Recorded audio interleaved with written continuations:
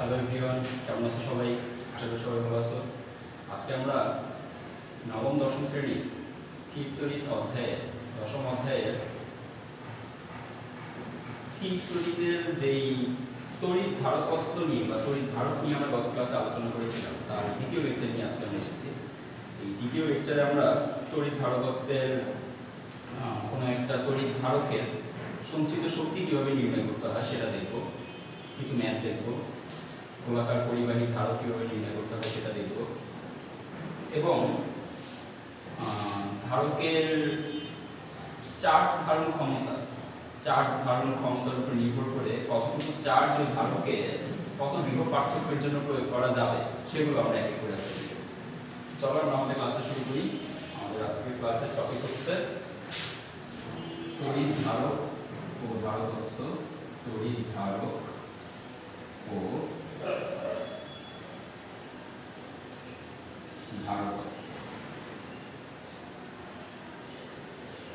ধারকের ইংরেজি হচ্ছে ক্যাপাসিটর, ধারকত্বের ইংরেজি হচ্ছে ক্যাপাসিট্যান্স। তো আমরা আজকে ধারক ও ধারকত্বের দ্বিতীয় লেকচার করতে যাচ্ছি, 2 নম্বর ক্লাস করতে যাচ্ছি। কতদিন আমরা সূত্র দেখেছিলাম হচ্ছে কোন পরিবাহী ধারকত্ব C সমান সমান, কোন পরিবাহী ধারকত্ব C সমান সমান কোন পরিবাহী ধারকত্ব, পরিবাহীও হতে পারে অপরিবাহীও হতে পারে। ধারকত্ব ডাইইলেকট্রিক টাইপের যে পদার্থগুলো থাকবে সেই পদার্থ চার্জ ধারণ করতে পারবে। ডাইইলেকট্রিকগুলো সাধারণত অপরিবাহী পদার্থগুলো ইলেকট্রন বা প্রোটন ধারণ করতে পারবে, অর্থাৎ চার্জ ধারণ করতে পারবে। সেমভাবে কোনো একটা পরিবাহী পদার্থ, ধাতব পদার্থ, সেগুলোও চার্জ ধারণ করতে পারবে। দুইটাই ধারকত্ব থাকতে পারে। তো আমরা কোনো পরিবাহী ধারকত্ব C সমান সমান দেখেছিলাম Q ডিভাইডেড বাই V। এখান থেকে আমরা লিখতে পারি Q সমান সমান হচ্ছে VC। আমরা চিনি কোনটা দিয়ে কি প্রকাশ করে। C হচ্ছে পরিবাহী ধারকত্ব, তার ধারণ ক্ষমতা, সে কতটুকু চার্জ ধারণ করতে পারবে সেই ক্ষমতা হচ্ছে C। Q হচ্ছে ওই পরিবাহী আমি কতটুকু চার্জ স্থাপন করব। মনে করেন আমি পরিবাহীতে 3 4 5 6 7 8 9 10 10টা প্রোটন এর চার্জ দিলাম, 10টা প্রোটনের চার্জ দিলাম। এই যে 10টা প্রোটনের চার্জ দিয়েছি এটা হচ্ছে Q। ওকে, এই 10টা প্রোটনের চার্জ দেওয়ার ফলে এই যে গোলকটা, এই গোলকটার বিভব যতটুকু বৃদ্ধি পেয়েছে, বললাম বিভব বৃদ্ধি পেল V। Q পরিমাণে চার্জ দেওয়াতে তার বিভব বৃদ্ধি পেয়েছে V। তাহলে ব্যাপারটাকে আমরা এভাবে বলবো, V বিভব বৃদ্ধি করতে চার্জ দেওয়া হয়েছে V, সুতরাং V ভোল্ট বিভব বৃদ্ধি করতে চার্জ দেওয়া হয়েছে Q কুলম্ব, সুতরাং 1 ভোল্ট বিভব বৃদ্ধি করতে চার্জ দিতে হবে Q ডিভাইডেড বাই V। ওকে, এই জিনিসটাকে আমরা বলতাম 1 ভোল্ট বৃদ্ধির জন্য কোনো পরিবাহী অথবা ডাইইলেকট্রিক পদার্থের, কোনো কন্ডাক্টর অথবা ডাইইলেকট্রিক ম্যাটেরিয়ালসের ভোল্টেজ বা বিভব 1 ভোল্ট বৃদ্ধি করতে যতটুকু চার্জ দিতে হবে, 1 ভোল্ট বৃদ্ধি করতে চার্জ দিতে হবে Q বাই V। তোমরা মনে করো 10টা প্রোটনের চার্জকে 10 ধরতে পারো। তো 10টা প্রোটনের চার্জ অর্থাৎ 10 কুলম্ব চার্জ দিলে বিভব বৃদ্ধি পায়। মনে করো যদি 10টা প্রোটনের চার্জ 10 কুলম্ব হবে না, 10টা প্রোটনের চার্জ আরো অনেক কম হবে। 10টা প্রোটনের চার্জ হবে 10 × 1.6 × 10 ইনভার্স 9 কি সমান সমান আসবে 1.6 × 10 ইনভার্স 8। 10টা প্রোটনের চার্জ হচ্ছে 10টা প্রোটনের চার্জ 10 প্রোটনের চার্জ হবে এত। ওকে, তো 10 প্রোটনের চার্জ জানা গেছে 10 কুলম্ব, বিভব বৃদ্ধি পেয়েছে কত, ধরে রাখুন বিভব বৃদ্ধি পেয়েছে 2 ভোল্ট। তাহলে আমাদের ধারকত্ব কত হবে? ধারকত্ব হবে 10 কুলম্ব ডিভাইডেড বাই 2 ভোল্ট সমান সমান 5 কুলম্ব পার ভোল্ট, অর্থাৎ 5 ফ্যারাড। এই 5 ফ্যারাডে 5 ফ্যারাডে যেটা পেলাম আমরা, এই 5 ফ্যারাডকে আমরা বলবো, এই 5 ফ্যারাডকে আমরা বলবো ক্যাপাসিট্যান্স বা ধারকত্ব C। ওকে, তো আমরা গতদিন এটা দেখেছিলাম, আমরা জেনেছিলাম যে চার্জ কিভাবে ধারণ করে, চার্জ ধারণ করার কৌশলটা কি। আশা করি কৌশলটা তোমাদের মনে আছে। দুইটা প্লেট রেখে, দুইটা কন্ডাক্টর প্লেট বা পরিবাহী প্লেট রেখে, এই মনে করো আমার কাছে দুইটা কন্ডাক্টর প্লেট আছে, এই হচ্ছে একটা কন্ডাক্টর প্লেট পরিবাহী প্লেট, এই হচ্ছে আরেকটা পরিবাহী প্লেট। দুইটা পরিবাহী প্লেটের আমরা ধরে রাখলাম ক্ষেত্রফল সমান, দুইটা পরিবাহী প্লেটের ক্ষেত্রফল সমান এবং মধ্যবর্তী দূরত্ব এই প্লেট থেকে এই প্লেটের মধ্যবর্তী দূরত্ব জানা আছে d। তো এই ক্ষেত্রফল বিশিষ্ট d দূরত্বে দুইটা প্লেটকে রাখলে তারা যতটুকু চার্জ ধারণ করতে পারবে, আমরা ধরে নিয়েছিলাম এই প্লেটটাকে আমরা কানেক্ট করেছি ব্যাটারির নেগেটিভ প্রান্তের সাথে, এই প্লেটটাকে কানেক্ট করেছিলাম ব্যাটারির পজিটিভ প্রান্তের সাথে। নেগেটিভ এবং পজিটিভ প্রান্তের সাথে কানেক্ট করার পরে এখানে নেগেটিভ চার্জ এসে জমা হয়েছিল, এখানে যতগুলো নেগেটিভ চার্জ জমা হয় এখানে ততগুলো পজিটিভ চার্জ জমা হয় এবং মধ্যবর্তী থাকে অন্তরক পদার্থ। মনে আছে নিশ্চয়ই? এগুলো দিয়ে আমরা গতদিন জেনেছিলাম যে কিভাবে চার্জটা ধারণ করতে হয়, কৌশলটা কি, সিস্টেমটা। এটা আজকে কেন আনলাম? সাধারণত এই সিস্টেম থেকে কোনো একটা পরিবাহীর ধারকত্ব কত হবে, এই প্লেটের ধারকত্ব কত হবে সেটা আমরা নির্ণয় করি। এই সিস্টেমটা থেকে, কৌশলটা থেকে কোনো পরিবাহীর ধারকত্ব কত হবে সেটা নির্ণয় করি। যদিও ধারকত্ব নির্ণয় করার জন্য আমাদের কাছে এখানে একটা সূত্র আছে, আমরা আরো একটা সূত্র পেতে যাচ্ছি এখন ধারকত্ব নির্ণয় করার জন্য। সেটা হচ্ছে C সমান epsilon naught into k divided by d। C সমান epsilon naught, এটা হচ্ছে epsilon naught। আমার উচ্চারণ যদি বুঝতে না পারো তাহলে এইভাবে দেখে নাও, এপসাইলন শূন্যের জন্য আমরা বলবো এপসাইলন নট।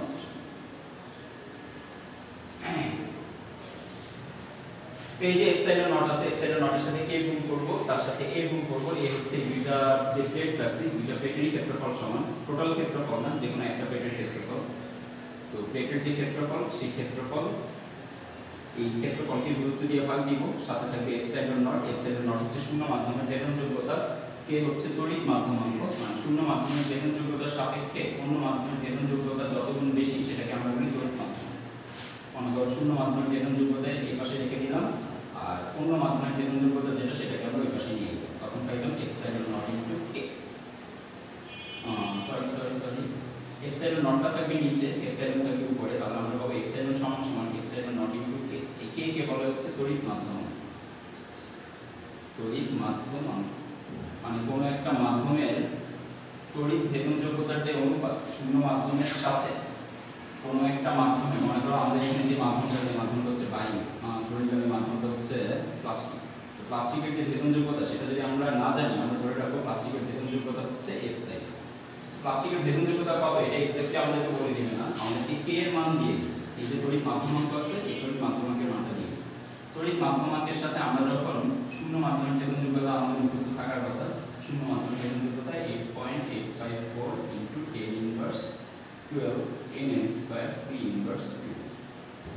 ওকে, শূন্য মাধ্যমের ভেদনযোগ্যতার সাথে তড়িৎ মাধ্যমাঙ্কের মানটা যেটা দিয়ে দিই, মনে করো তড়িৎ মাধ্যমাঙ্কের মান 40, 50, 60, 70 যে কোনো একটা মান দিয়ে দিই।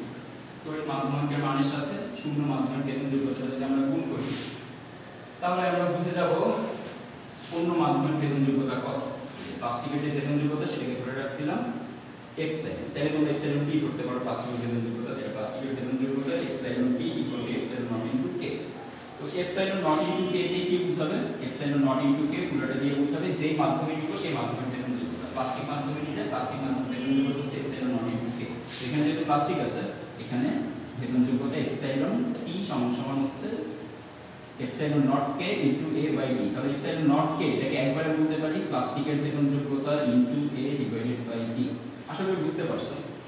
এখন এসএসসি লেভেলে এই সূত্রের কোনো কাজ নেই, এসএসসি লেভেলে নো ইউজ অফ দিস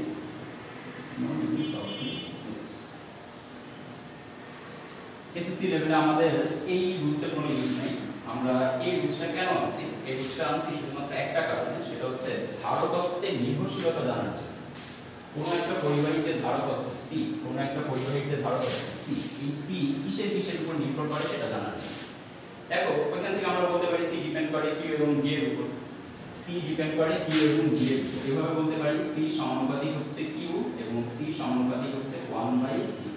এটা এইভাবে আসবে যে ধারকত্ব চার্জের সমানুপাতিক, অর্থাৎ যত বেশি চার্জ দিব ধারকত্ব তত বাড়বে, এবং ধারকত্ব হচ্ছে বিভবের ব্যস্তানুপাতিক। দেখো ধারকত্ব সমান হচ্ছে 1/V, ধারকত্ব প্রপোর্শনাল টু 1/V, অর্থাৎ ধারকত্ব বিভবের ব্যস্তানুপাতিক। অর্থাৎ বিভব যত আমি কমাবো ধারকত্ব তত বাড়বে, আর বিভব যত আমি বাড়াবো ধারকত্ব তত কমবে। এখান থেকে আমরা নির্ভরশীলতা একটা পেতে পারি, কিন্তু এটা অ্যাকচুয়াল নির্ভরশীলতা না, এটা একদম রুট, যেটা নির্ভরশীলতার একদম রুটে যেটা সেটা না, একদম রুটে আছে এটা। নির্ভরশীলতার রুটে গেলে আমরা পাবো এপসাইলন নট কে A ডিভাইডেড বাই B। তো দেখো এখানে ধারকত্ব কার কার উপর নির্ভর করতেছে?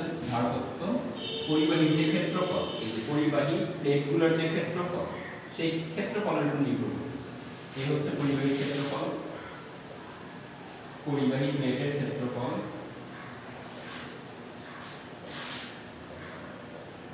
তাহলে ধারকত্ব পরিবাহী প্লেটের যে ক্ষেত্রফল, সেই ক্ষেত্রফলের উপর নির্ভর করে এবং ধারকত্ব অন্য মাধ্যমের যে তড়িৎ মাধ্যমাঙ্ক, সেই তড়িৎ মাধ্যমাঙ্কের উপর নির্ভর করে। আবার তড়িৎ মাধ্যমাঙ্কের উপর নির্ভর করে। কেউ কি বলবো এপসাইলনের উপর নির্ভর করে?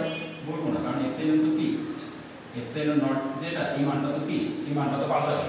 এই মানটার সাথে কে গুণ করলে আমি এই মাধ্যমের এপসাইলন কত, প্লাস্টিক মাধ্যমের এপসাইলন কত সেটা জানতে পারবো। প্লাস্টিক মাধ্যমের এপসাইলন কত সেটা ডিপেন্ড করে কে এর, এই কে এর মানের উপরে ডিপেন্ড করবে।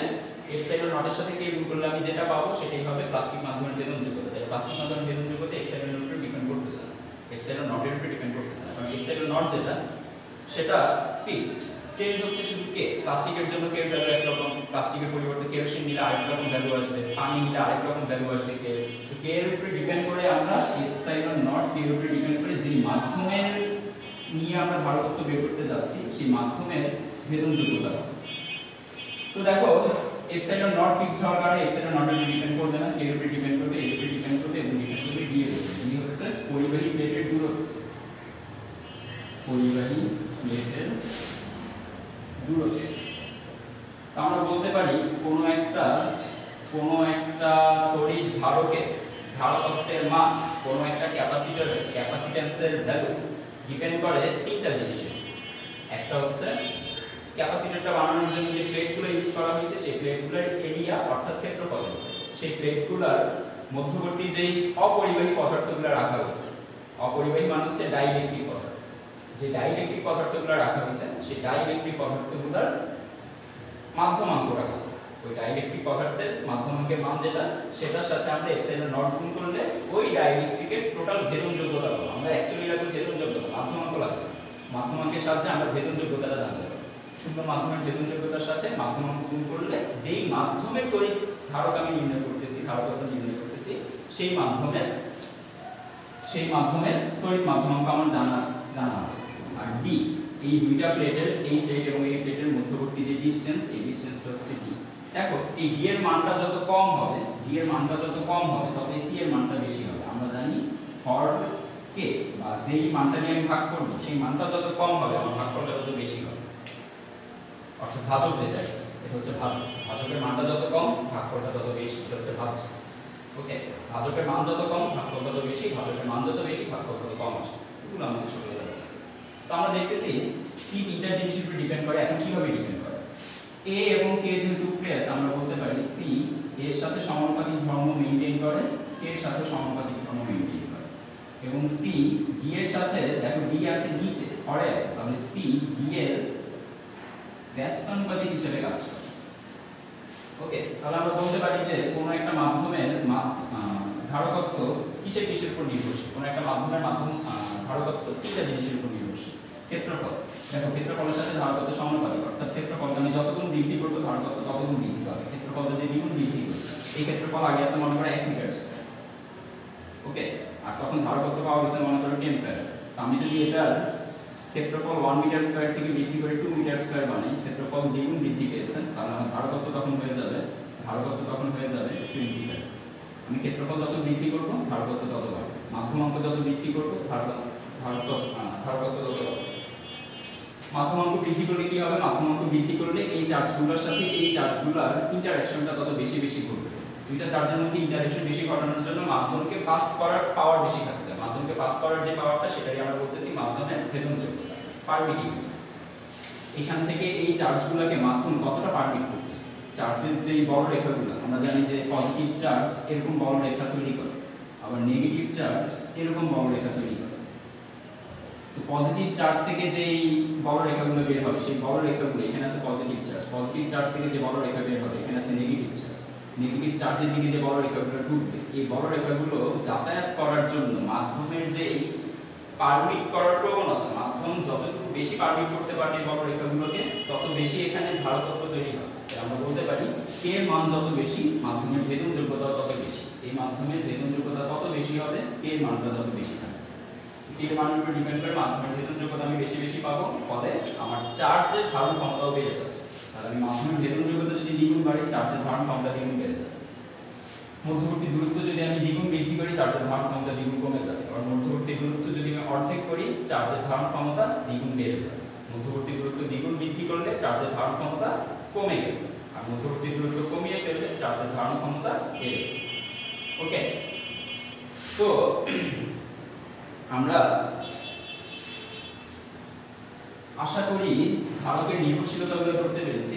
তোমরা নোট করে ফেলো, উপরে পয়েন্ট রাখো। ধারকের নির্ভরশীলতা, ধারক তিনটি জিনিসের উপর নির্ভর করে। ধারকত্বের নির্ভরশীলতা, ধারকত্ব তিনটি জিনিসের উপর নির্ভর করে।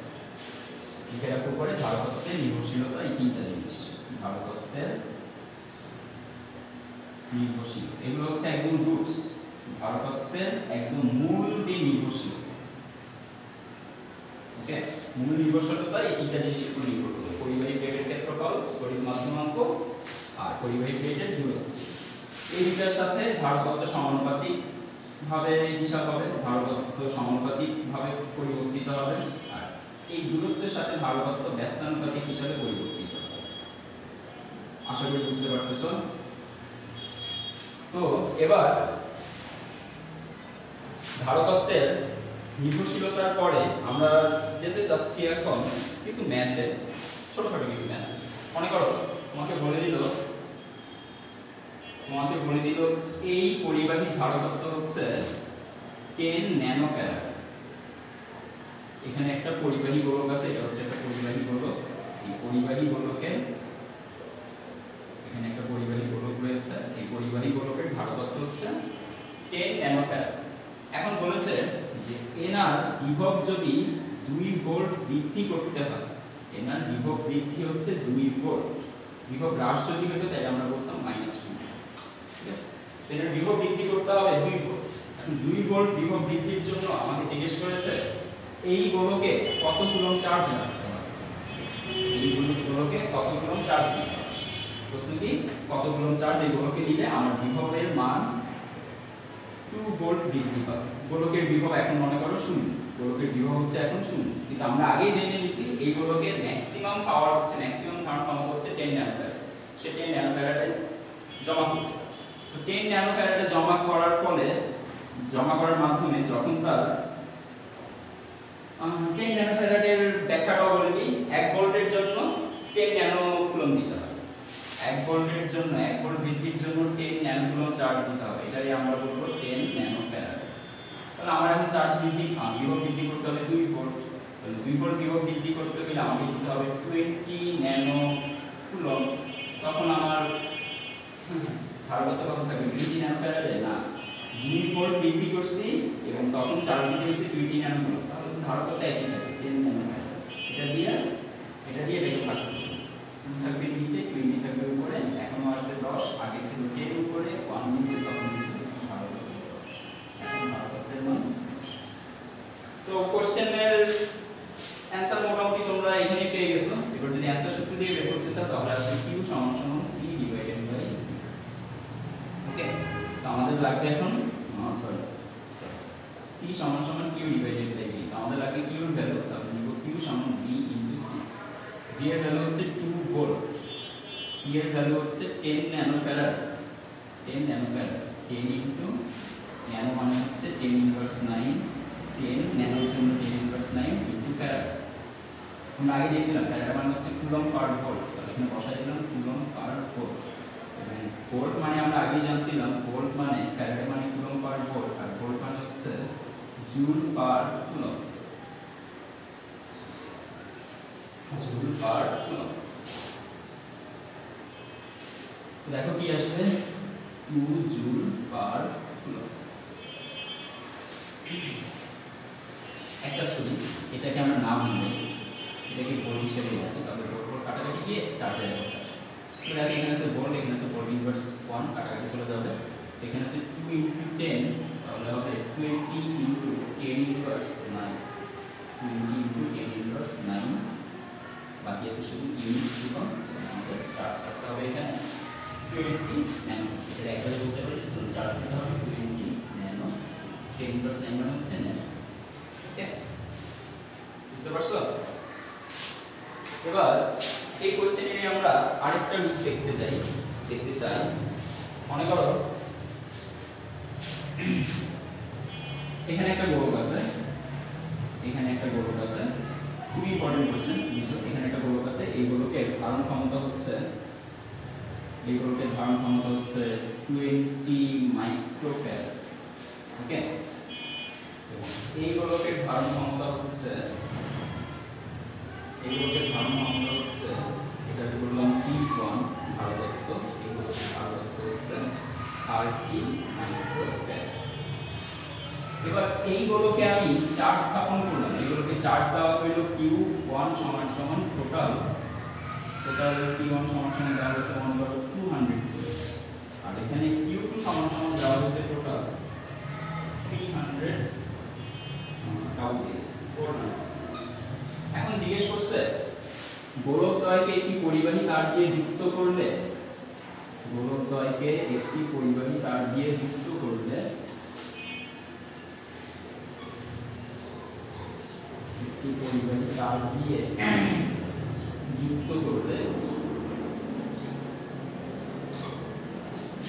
ইলেকট্রনের প্রবাহ, এটা বলকে নাম নিয়ে নাও AB, ইলেকট্রনের প্রবাহ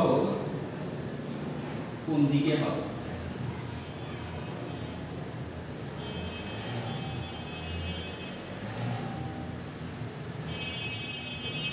দেখো আমরা জানি ইলেকট্রনের প্রবাহ হয় অলওয়েজ লো ভোল্টেজ থেকে হাই ভোল্টেজের দিকে। Electron flows from low voltage to high voltage। Voltage না বলে পটেনশিয়াল বলে ভাবা হয়। আমরা যদি বলি যে electron flows to low voltage, electron flows from low voltage low potential to high potential। মনে করো আমার এখানে একটা সার্কিট আমরা ড্র করলাম, এই সার্কিটের এটা হচ্ছে নেগেটিভ টার্মিনাল, এটা হচ্ছে পজিটিভ টার্মিনাল। ইলেকট্রন কোন টার্মিনাল থেকে কোন টার্মিনালে যাবে? এই নেগেটিভ টার্মিনাল থেকে ইলেকট্রন যাবে পজিটিভ টার্মিনালে। ওকে, আবার প্রোটনের কথা যদি জিজ্ঞেস করে, ইলেকট্রন তো গেল এই পথে গেল ইলেকট্রন। যদি প্রোটনের কথা জিজ্ঞেস করে তাহলে প্রোটন যাবে এই পজিটিভ প্রান্ত থেকে প্রোটন যাবে নেগেটিভ প্রান্তের দিকে, অর্থাৎ উল্টো। ইলেকট্রন যায় লো ভোল্টেজ থেকে হাই ভোল্টেজে, প্রোটন যাবে হাই থেকে লো ভোল্টেজ। ঠিক আছে, তো আমাদের এখানে ইলেকট্রনের প্রবাহ যদি বের করতে হয়, ইলেকট্রনের প্রবাহ A থেকে B এর দিকে হবে না B থেকে A এর দিকে হবে, সেটা জানার জন্য আমাদের জানতে হবে লো ভোল্টেজ কোনটা, হাই ভোল্টেজ কোনটা, লো পটেনশিয়ালের গোলক কোনটা, হাই পটেনশিয়ালের গোলক কোনটা। তাই আমরা বলতে পারবো ইলেকট্রনের ফ্লো কোথায় থেকে কোথায় যাবে। তো দেখো বিভব বের করার জন্য তোমাকে সব দিয়ে দিয়েছে, C দিয়ে দিয়েছে, Q দিয়ে দিয়েছে, এখানে তুমি V1 বের করতে পারবা, এখানে তুমি V1 বের করতে পারবা। V1 সমান C সমান ছিল কি মনে আছে? C সমান ছিল Q ডিভাইডেড বাই V, তাহলে V সমান হবে C divided by Q divided by C, Q1 C। আবার এখানে V2 সমান আসবে সেম ভাবে Q2 ডিভাইডেড বাই C। তো দেখো তুমি V1 বের করতে পারবা, V2 বের করতে পারবা। এবার তুমি শুধু দেখবা যে কোনটা বড়, V1 আর V2 এর মধ্যে কোনটা বড়। যদি V1 বড় হয় তাহলে ইলেকট্রন আসবে B থেকে A এর দিকে, আর যদি V2 বড় হয় তাহলে ইলেকট্রন যাবে A থেকে B এর দিকে। যে বড় হবে ইলেকট্রন তার দিকে যাবে, যে মানটা বড় ওই জায়গার পটেনশিয়াল বেশি, ইলেকট্রন তার দিকে যাবে। আর যার মানটা কম ওই গোলকের পটেনশিয়াল কম, ইলেকট্রন তার কাছ থেকে ছুটতে থাকে। এবার তোমরা বলো যে এখানে তো কোথাও ইলেকট্রন নাই, এখানেও কোনো ইলেকট্রন নাই, আমরা দেখতেছি এখানেও কোনো ইলেকট্রন নেই, তাহলে ইলেকট্রন যাবে কিভাবে, কোত্থেকে আসবে? আমাদের এখানে পজিটিভ চার্জ আছে, এখানেও পজিটিভ চার্জ আছে, ইলেকট্রন তাহলে কোত্থেকে যাবে? বলো ইলেকট্রন কোত্থেকে যাবে?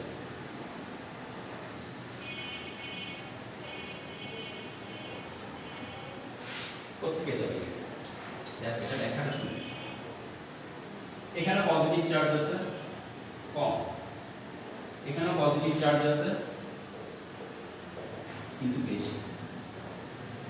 এবার যখন ইলেকট্রনের প্রবাহের কথা আমরা বলবো, আমরা ধরে নিলাম যে এই গোলকের এই গোলকের ভোল্টেজ হচ্ছে হাই, এই গোলকের ভোল্টেজ হচ্ছে লো।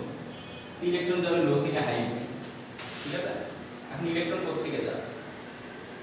পয়েন্ট হচ্ছে ইলেকট্রন কোথা থেকে যাবে, এটা শুধু ইলেকট্রন আমরা দেখছি। অ্যাকচুয়ালি এই গোলকের কাছে ইলেকট্রন আছে, যে কোনো ধাতব পরিবাহীতে অসংখ্য ইলেকট্রন থাকে। এখন নরমালি ওই ইলেকট্রন আর প্রোটনের সংখ্যা সমান সমান থাকে কিনা, এই গোলকে চার্জ দেওয়ার আগেই ইলেকট্রনও ছিল প্রোটনও ছিল। ইলেকট্রন প্রোটন ছাড়া তো আর পরমাণু হইতে পারে না, পরমাণু ছাড়া তো গোলকও থাকতে পারে না। যেহেতু প্রথম থেকে এখানে পরমাণু আছে, এই পরমাণুতে ইলেকট্রনও থাকবে প্রোটনও থাকবে, এবং ইলেকট্রন কিছু থাকবে ফ্রি, ইলেকট্রন কিছু থাকবে ফ্রি, যেগুলো প্রয়োজনের সময় চলাচল করতে পারবে, এবং কন্ডিশন থেকে যাবে প্রয়োজনের সময় চলাচল করতে পারবে, এরকম কিছু ইলেকট্রন আমরা পাবো। তো এই যে ইলেকট্রনগুলো আছে, সাধারণত ইলেকট্রন এবং প্রোটন সমান সমান হওয়ায় দেখা গেছে ইলেকট্রন থেকে প্রোটনের চার্জ বাদ দিলে আমরা দেখি যে নিউট্রাল, আমরা দেখি যে নিউট্রাল, ঠিক আছে? এখন এখানে কি নিউট্রাল থাকবে? এখন এখানে কি নিউট্রাল, এখানে তো নিউট্রাল ছিল প্রথম থেকে, এরপর আমি কিছু পজিটিভ চার্জ দিচ্ছি, পজিটিভ চার্জ দেওয়ার সাথে সাথে এখানে পজিটিভিটি বেড়ে গেছে। তো যখনই আমি একটা তার দিয়ে কানেক্ট করছি, তখন দেখা গেছে এইগুলো তার বিভবটা কম আর এইগুলো দেখতেছে তার বিভবটা বেশি, তখন এই গোলকের ইলেকট্রনগুলো যাওয়ার জন্য একটা রাস্তা পেয়ে গেছে। ইলেকট্রন সব সময় হাই ভোল্টেজের এরিয়ার দিকে যাওয়ার জন্য সুযোগ, এখন সুযোগ ছিল না, এখন তার ছিল না, যখন একটা তার দিয়ে কানেক্ট করে দিয়েছি এই ইলেকট্রনগুলো যাওয়ার জন্য সুযোগ পেয়ে গেছে। যে ইলেকট্রনগুলো আগে প্রোটনের সাথে মিলে নিউট্রাল একটা সিচুয়েশন ক্রিয়েট করে রাখছিল, সেই ইলেকট্রনগুলো যখনই যাওয়ার সুযোগ পেয়ে গেছে, তখন একটা একটা করে ইলেকট্রন এখান থেকে পাস করবে। ইলেকট্রন যখনই পাস করতেছে, তখন আগে তো ইলেকট্রন যতগুলো ছিল প্রোটনও ততগুলো ছিল, কিন্তু এখন ইলেকট্রন আর প্রোটন তো সমান সমান না, ইলেকট্রন চলে গেছে, তাহলে প্রোটনের পরিমাণ বেড়ে যাবে। আমরা একটা ইলেকট্রন যখন চলে গেছে, তখন এখানে একটা প্রোটনের চার্জ আত্মপ্রকাশ করবে, এতক্ষণ আত্মপ্রকাশ করতে পারতেছিল না ইলেকট্রনের জন্য। যখনই আগে 10টা ইলেকট্রন ছিল, 10টা প্রোটন ছিল, কিন্তু এখন যখন এখান থেকে একটা ইলেকট্রন চলে যাবে, 9টা ইলেকট্রন থাকবে, আর এখানে যখন 10টা প্রোটন থাকবে, তখন 9টা ইলেকট্রন আর 10টা প্রোটন মিলে তো সাম্য অবস্থা তৈরি করতে পারবে না, তখন এখানে প্রোটনের চার্জ একটা বেড়ে যাবে। 10টা প্রোটন থেকে 9টা প্রোটন আর 9টা ইলেকট্রন কাটাকাটি চলে যাবে, বাকি থাকবে এখানে একটা প্রোটন। সেই একটা প্রোটনই একটা পজিটিভ চার্জ হিসেবে আত্মপ্রকাশ করে। তো দেখো এখানে পজিটিভ চার্জ একটু বেড়ে গেল, এখানে আগে ছিল 200 কুলম্ব চার্জ, এখন আরো একটা চার্জ বেড়ে গেছে, এখন নিচে 201 কুলম্ব চার্জ। এই গোলকের ব্যাপারটা চিন্তা করো তো, এই গোলকে যখনই একটা ইলেকট্রন গেল, একটা ইলেকট্রন গিয়ে একটা প্রোটনের যে পজিটিভ চার্জ, ইলেকট্রন গিয়ে তার নেগেটিভ চার্জের মাধ্যমে একটা পজিটিভ চার্জের যে প্রভাব, সেই প্রভাবটাকে নাকচ করে দিই। সাথে সাথে আমরা বললাম যে এখান থেকে একটা পজিটিভ চার্জ কাটা পড়ে গেছে বা ভ্যানিশ হয়ে গেছে। অ্যাকচুয়ালি পজিটিভ চার্জটা এখানে আছে, শুধুমাত্র এখান থেকে একটা ইলেকট্রন যাওয়ার কারণে একটু আগে যে পজিটিভ চার্জটা এখানে ছিল, সেটা প্রভাবটা প্রকাশ করতে পারছে না, ফলে আমরা বলতেছি এখান থেকে পজিটিভিটি কমে গেছে, পজিটিভ চার্জ কমে গেছে। তো একটা এসে এখানে পজিটিভ চার্জ কয়টা কমাবে? একটাই কমাবে, তো তখন এইগুলোকে চার্জ হয়ে যাবে 399 কুলম্ব। আবার আরেকটা ইলেকট্রন যাবে, এখানে আরেকটা পজিটিভ চার্জ বেড়ে যাবে, এখানে তখন হবে 201 ছিল 202 কুলম্ব হবে, এবং এখানে তখন হয়ে যাবে 398 কুলম্ব। একটা পজিটিভ প্রোটন, একটা ইলেকট্রন এসে আরেকটা প্রোটনকে নাকচ করে দিবে, আরেকটা প্রোটনের প্রভাবকে নাকচ করে দিবে। এরকম করতে করতে দেখা যাবে এক পর্যায়ে গিয়ে এইগুলোকেও হবে চার্জ, মনে করো যে এইগুলোকেও হবে চার্জ, এগুলোকে পজিটিভিটি বাড়তে থাকবে, পজিটিভিটি বাড়তে বাড়তে এইগুলোকে চার্জ, আচ্ছা এখানে ছিল 200, এখানে ছিল 400, তাহলে এইগুলোকে পজিটিভিটি বাড়তে বাড়তে হবে 300, এইগুলোকে পজিটিভিটি কমতে কমতে হয়ে যাবে 300, অর্থাৎ এইগুলোকে পজিটিভ চার্জ কমতে কমতে 300 তে এসে থামবে। এইগুলোকে নেগেটিভ চার্জ বাড়তে বাড়তে, নেগেটিভ চার্জ যাইতে যাইতে পজিটিভ চার্জ বাড়তেছে, বাড়তে বাড়তে 300 তে এসে থামবে। তখন তাদের মধ্যে প্রবাহ কম হয়ে যাবে, ওকে। এবার আশা করি বুঝতে পারছো। এবার আমরা ধারকে সঞ্চিত যে শক্তি সেটা দেখতে যাচ্ছি। ধারকে সঞ্চিত শক্তি,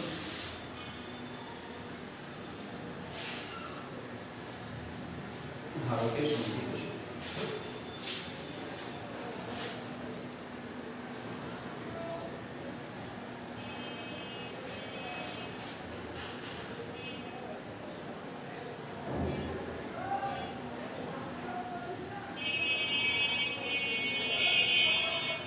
কোন একটি ধারকে যে শক্তি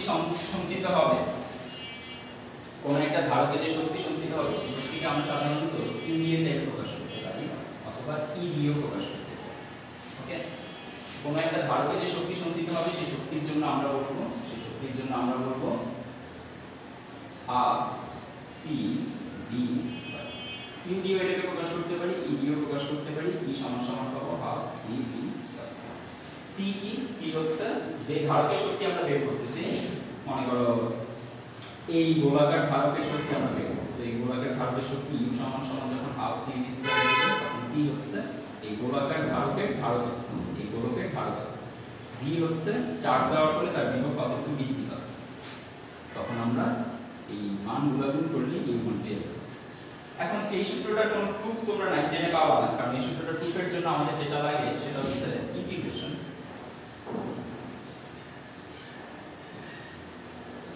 অর্থাৎ ক্যালকুলাস লাগবে। ক্যালকুলাস আমাদের 9 10 লেভেলে নাই, এজন্য আমরা ক্যালকুলাসটাকে এখানে আনতে পারতেছি না। আপাতত আমরা শুধু সূত্র মুখস্থ করে কাজ চালাবো। u সমান সমান হাফ সি ভি স্কয়ার। এবার এখান থেকে চাইলে তুমি সূত্রের আরো কিছু ফরম্যাট তৈরি করতে পারো। তুমি জানো c সমান সমান q ডিভাইডেড বাই v। তুমি c এর পরিবর্তে যদি q ডিভাইডেড বাই v বসাও, তখন আসবে q সমান সমান half into q by v into v square সমান সমান হাফ v এবং v স্কয়ার কাটাকাটি দিয়ে থাকবে q। তুমি আরেকটা সূত্র পেলে q সমান সমান হাফ q। ওকে, আবার তুমি v কে চাইলে চেঞ্জ করতে পারো। দেখো v কে চেঞ্জ করলে কি আসবে, এখান থেকে আমরা v এর জন্য পাই v সমান সমান হচ্ছে qc। এখান থেকে আসবে v সমান সমান q ডিভাইডেড বাই c। তো আমরা এখান থেকে u এর জন্য আরেকটা সূত্র পাবো, u সমান সমান half c v square c into v স্কয়ারের জায়গায় q by c whole square. কি আসছে half into c into q square divided by c square. c এবং c স্কয়ার কাটাকাটি দিলে half into q divided by c। একবার বলতে পারি q বাই 2c। এই হচ্ছে ধারকের সঞ্চিত শক্তির আরেকটা শক্তি। তো আমরা সূত্র এখন পর্যন্ত তিনটা পেলাম। q সমান সমান হাফ c v স্কয়ার সমান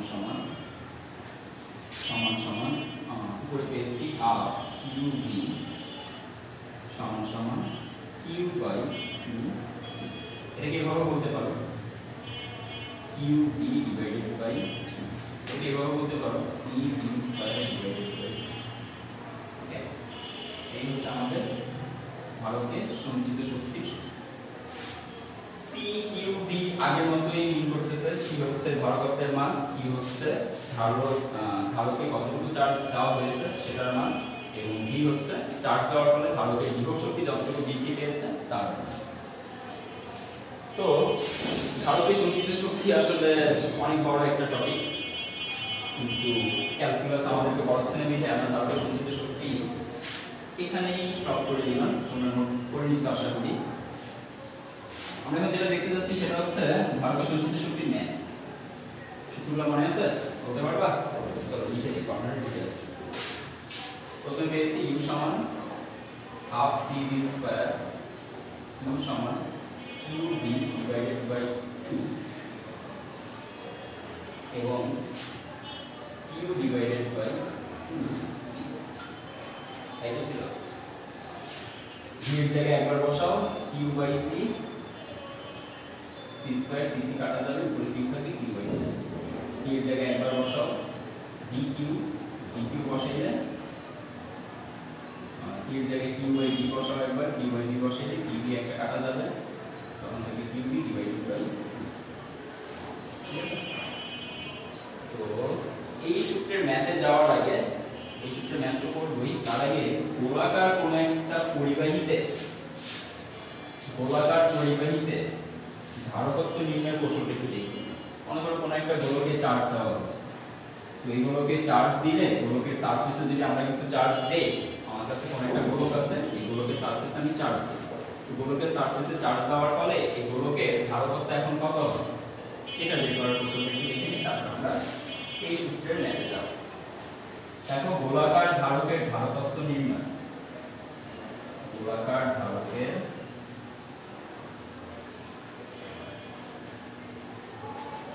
ধারকত্ব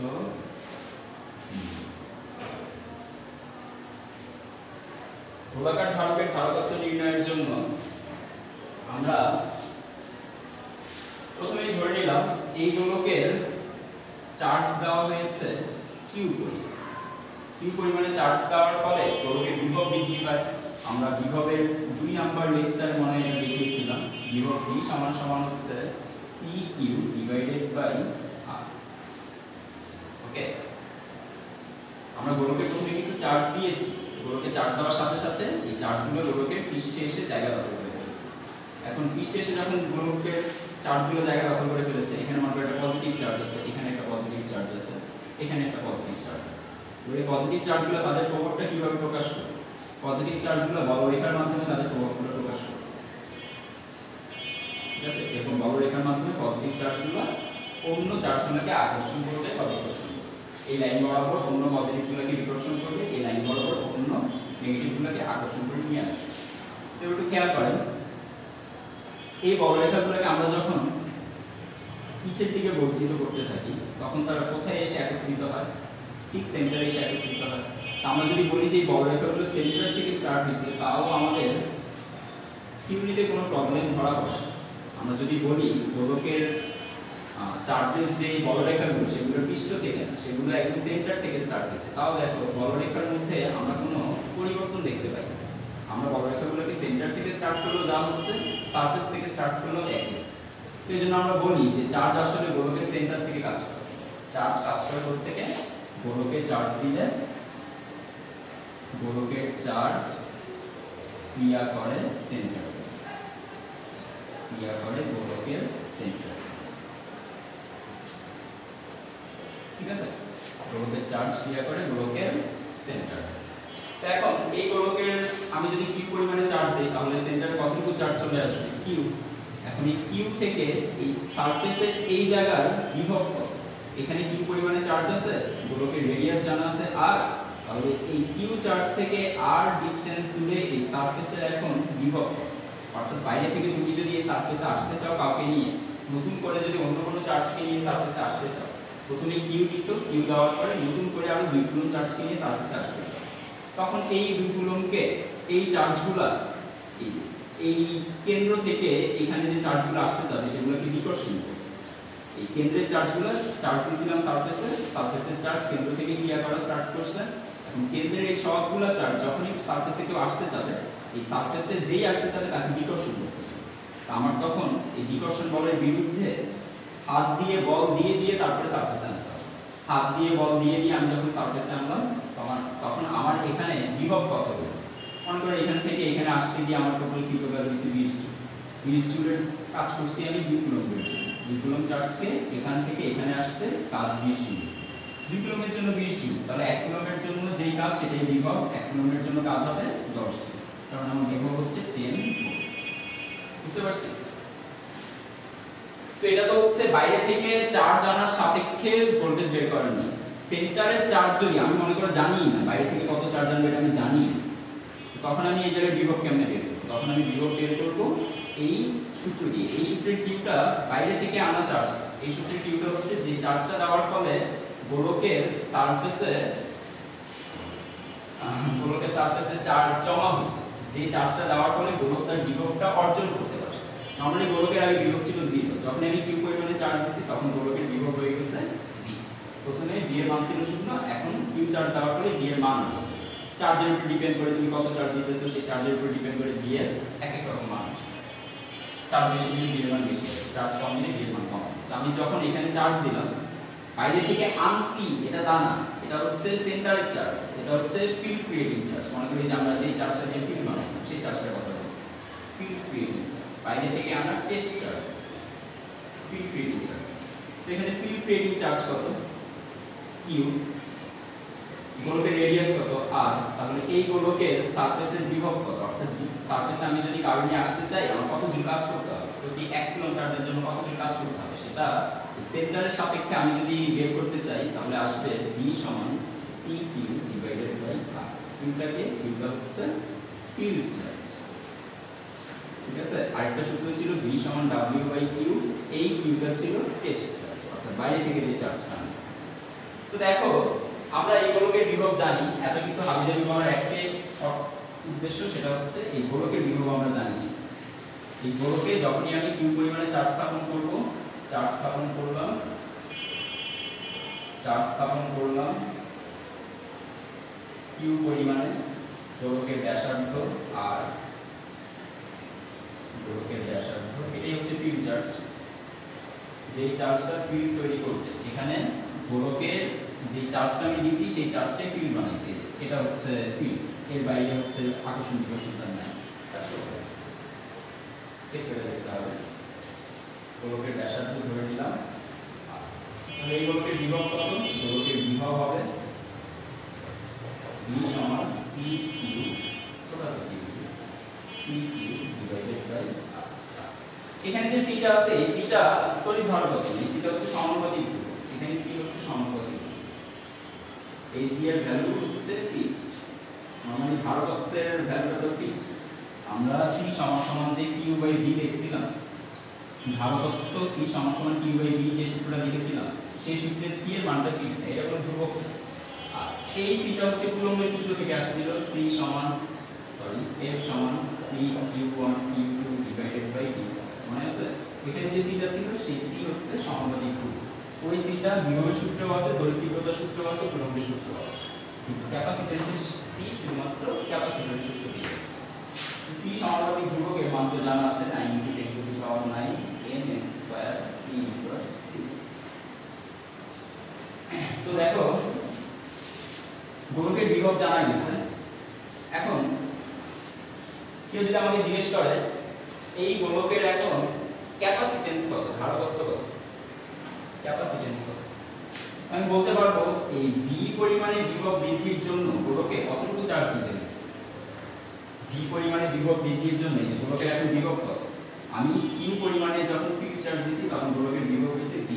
v পরিমাণ বিভব বৃদ্ধির জন্য চার্জ দিতে হচ্ছে q। তাহলে আমি বলতে পারি v ভোল্ট বিভব বৃদ্ধির জন্য চার্জ দিতে হচ্ছে q কুলম্ব, তাহলে 1 ভোল্ট বৃদ্ধির জন্য চার্জ দিতে হবে 1 ভোল্ট বৃদ্ধির জন্য চার্জ দিতে হবে v by q by v। এটাই তো আমাদের সম্পূর্ণ যে ধারকত্ব c সমান সমান হচ্ছে q ডিভাইডেড বাই v। কিন্তু v এর জন্য আমরা কি জেনেছি, v এর জন্য জেনেছি c q বাই r, বসাই দিলাম। v এর জন্য যেটা পেয়েছি c q divided by r। Okay, কি আসছে? আসছে q ইনটু r চলে যাবে কি করে c কিউ থাকবে নিচে, q q কাটাকাটি করে দিলাম, আমরা পেলাম c সমান সমান r divided by c। r হচ্ছে গোলকের ব্যাসার্ধ আর এই সিটা হচ্ছে সমানুপাতিক ধ্রুবক, এই সিটা হচ্ছে ধারকত্ব। এটা এই সিটা হচ্ছে সমানুপাতিক ধ্রুবক,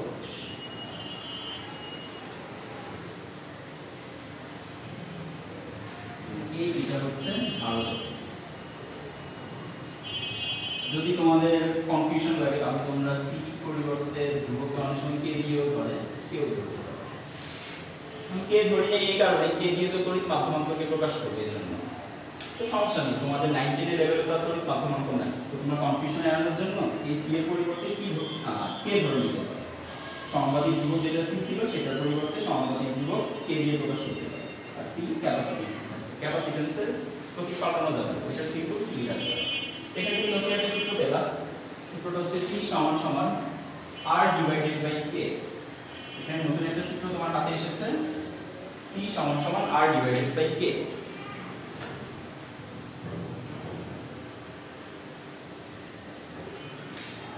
তাহলে এখানে তোমার কাছে নতুন একটা সূত্র এসেছে c সমান সমান r ডিভাইডেড বাই k বা r ডিভাইডেড বাই c। আবার বলতেছি c টা হচ্ছে ধারকত্ব আর এই c টা হচ্ছে সমানুপাতিক ধ্রুবক, প্রপোর্শনাল কনস্ট্যান্ট। এবার একটু ভাবো তো আর কোন রূপ কি দেওয়া যায় এই সূত্রে? আমরা c সমান সমান জানতাম সমানুপাতিক ধ্রুবকের মান কিভাবে আসে সেটার জন্য জানতাম 1/4 পাই এপসাইলন নট।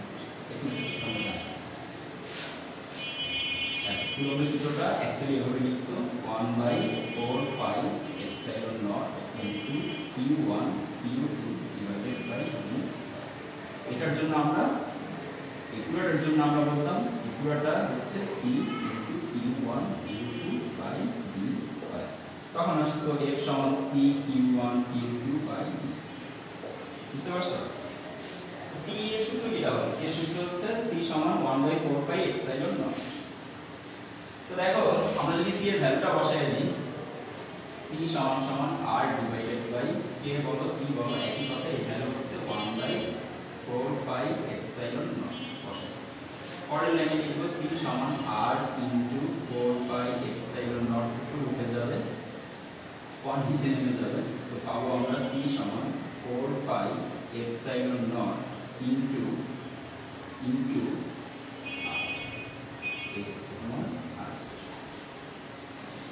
এবার এটা কোন মাধ্যমের ধারকত্ব নির্ণয়ের সূত্র? খেয়াল করো এখানে ভেদনযোগ্যতা কোন মাধ্যমের আছে? শুধু শূন্য মাধ্যমের আছে। তাহলে এটা হচ্ছে শূন্য মাধ্যমের ধারকত্ব নির্ণয়ের সূত্র। শূন্য মাধ্যমের ধারকত্ব নির্ণয়ের সূত্র।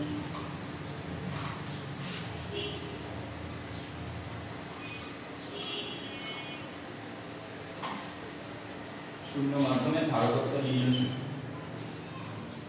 ওকে, তো শূন্য মাধ্যমের ধারকত্ব নির্ণয়ের সূত্র জানছি, পূর্ণ মাধ্যমেরটা জানতে হবে না? পূর্ণ মাধ্যমের ধারকত্ব নির্ণয়ের জন্য কি লাগবে? পূর্ণ মাধ্যমের ভেদনযোগ্যতা জানা লাগবে। আমরা বলে নিলাম পূর্ণ মাধ্যমের ভেদনযোগ্যতা হচ্ছে 4 পাই, পূর্ণ মাধ্যমের ভেদনযোগ্যতা হচ্ছে শুধু এপসাইলন। পূর্ণ মাধ্যমের ভেদনযোগ্যতা এপসাইলন কি? এপসাইলন হচ্ছে পূর্ণ যে কোনো মাধ্যমের ভেদনযোগ্যতা।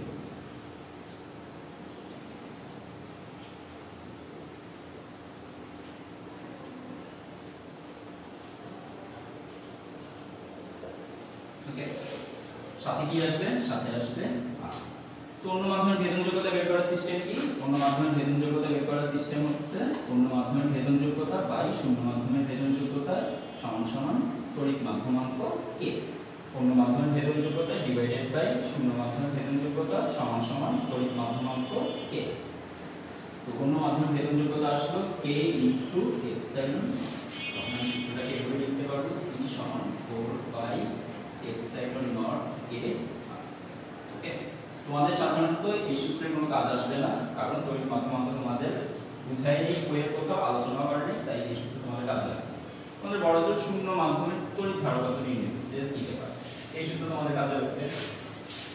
এই সূত্র কাজে লাগবে, এটা একই সূত্র। সূত্রগুলো নোট করে নাও, মুখস্থ করে ফেলো।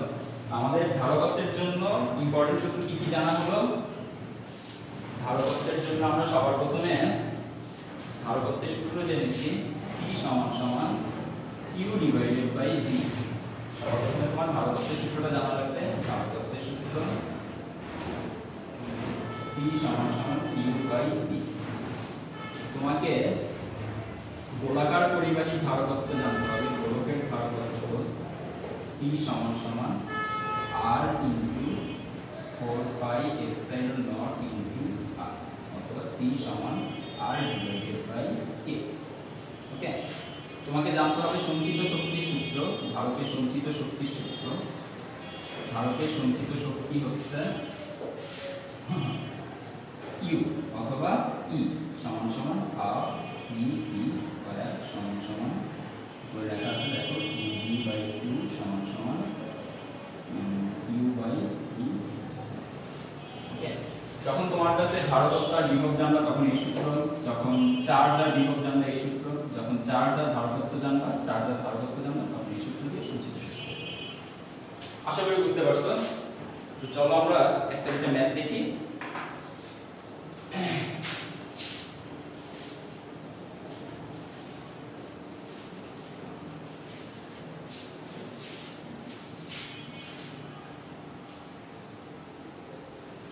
আমরা উপরের ক্লাসে গেলে ধারকত্বের বিন্যাস শিখব। মনে করো তিনটা ধারক পরস্পর সাজানো আছে, মনে করো এই হচ্ছে একটা ধারক, এই হচ্ছে একটা ধারক। তোমাদের কিন্তু ধারকত্বের মানে সার্কিটের ভিতর ধারকের সিম্বল যেটা সেটাই বলা হয়। সার্কিটে তুমি যখন এরকম সমান্তরাল দুইটা রাখবে বা মাঝখানে ফাঁকা থাকবে, ওইটারে বলবা ধারকের চিহ্ন। এটা হচ্ছে ধারকের চিহ্ন। তো মনে করো বর্তনীতে এরকম তিনটা ধারক পাশাপাশি সাজানো আছে, ঠিক আছে? তখন আমরা বলি ধারকগুলো আছে শ্রেণী সংযোগের ধারক।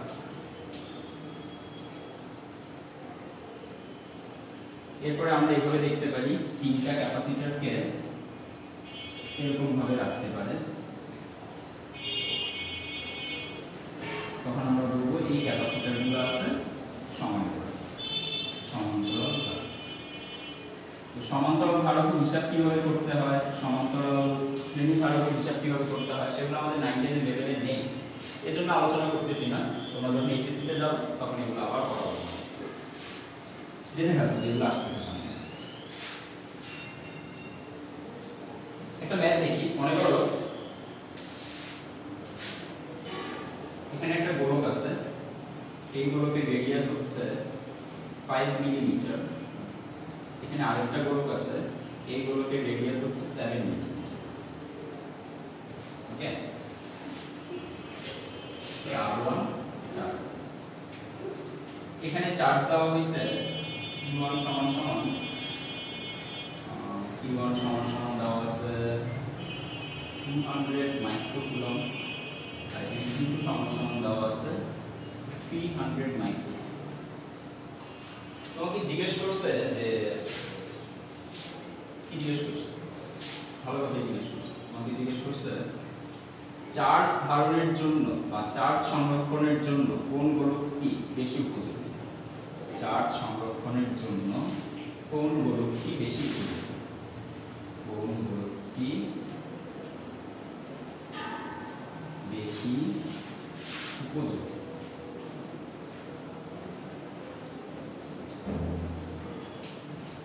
প্রথমে তোমাকে জানতে হবে কোন গোলকটা ধারকত্ব কত, কোন গোলকটা ধারকত্ব কত। যে গোলকটা ধারকত্ব বেশি সেই গোলকটা বেশি উপযোগী। দেখো ধারকত্ব জানার জন্য তুমি C1 সমান সমান লিখতে পারো R1 divided by K, C2 সমান সমান লিখতে পারো R2 ডিভাইডেড বাই K।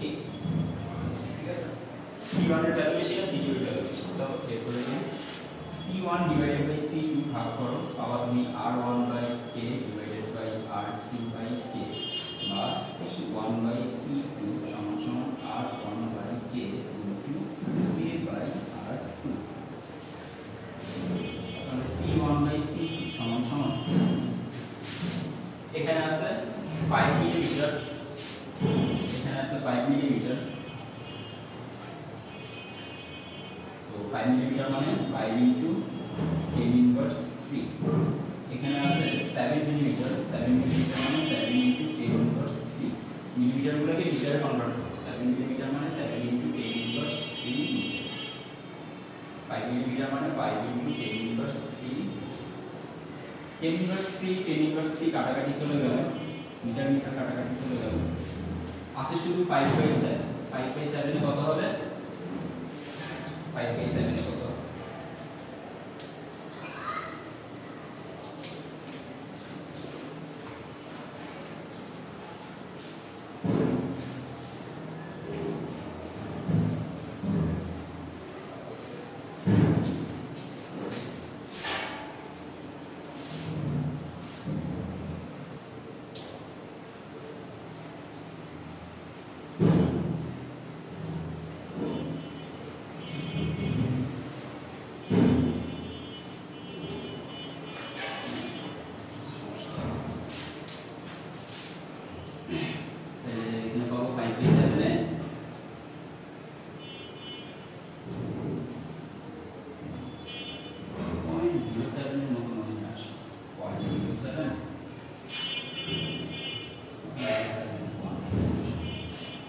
তাহলে আমরা C1 সমান সমান পাচ্ছি C2 ইনটু 0.07। এবার দেখো তো কোনগুলোকে ধার করতে বেশি, C1 এর নাকি C2, C1 এর নাকি C2। মনে করো C2 এর ভ্যালুটা হচ্ছে 100, তাহলে C1 এর ভ্যালু কত পাবো, C1 এর ভ্যালু পাবো 100 ইনটু 0.07। কত আসবে 100 ইনটু 0.07 এ কত আসবে?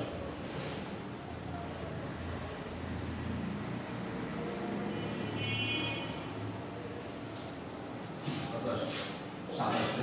C1 সমান সমান 7। দেখো কোথায় C2 100 আর C1 7। কেন C1 এর ভ্যালুটা কেন কমে গেছে? যখন তুমি C2 কে 1 এর চেয়ে ছোট একটা সংখ্যা দিয়ে গুণ করবা তখন C1 এর ভ্যালু আসবে কম।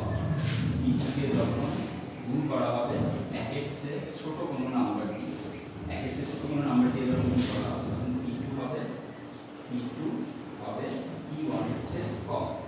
আবার C2 কে যখন একের চেয়ে বড় কোনো নাম্বার দিয়ে গুণ করব তখন C2 আসবে C1 এর চেয়ে বেশি। ওকে, তোমরা চাইলে এত কষ্ট না করে আলাদা আলাদা করে C1 C2 বের করতে পারো। এখান থেকে C1 এর মান R1 কে বসিয়ে C2 এর মান R2 কে বসিয়ে এর ভ্যালু কত? এর ভ্যালু হচ্ছে 9 × 10⁻9 নিউটন মিটার স্কয়ার ইনভার্স। এবার যদি তোমাকে জিজ্ঞেস করে এই গোলকের সঞ্চিত শক্তি কত, এই গোলকদ্বয়ের সঞ্চিত শক্তি কত, সেকেন্ড কোশ্চেন, গোলকদ্বয়ের সঞ্চিত শক্তি কত?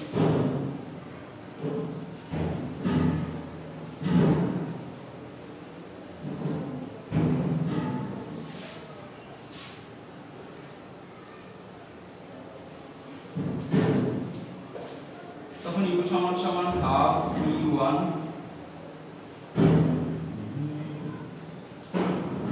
ডি তো জানি না, জানি কোনগুলো বিভব কত 19 তো দাও নেই, তুমি চাইলে বিভব বের করতে পারো, এগুলোকে বিভব বের করতে পারো। সমান সমান C3 ডিভাইডেড বাই R, এগুলোকে বিভব বের করতে পারো সমান C3 divided by R।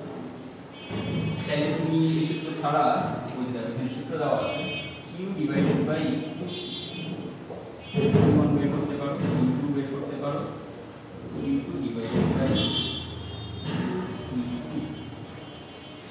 C1 C2 value তুমি এই সূত্র থেকে বের করে নিয়ে তাইলে প্রথমে R1 by K, C2 value R2 by K এই সূত্র থেকে বের করে নিয়ে তারপর এই নিয়মে বের করে দিই আমাদের কাজ শেষ। আশা করি বুঝতে পারছো।